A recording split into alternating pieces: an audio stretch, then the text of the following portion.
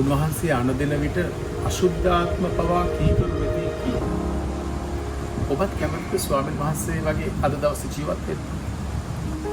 Be authentic, be real. අව්‍යාජ අවංක පුද්ගලෙක් වෙන්න හිතට ගන්න. Science confirms that honesty reduces stress.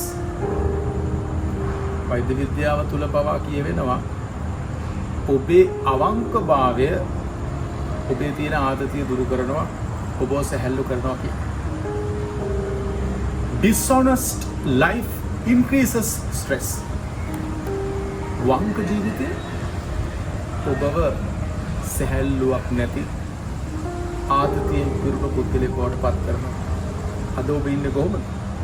ආතතියෙන් නැති කරගන්න අවංක වෙන්න. You decide. ඔබ අද තීරණය ගන්න. just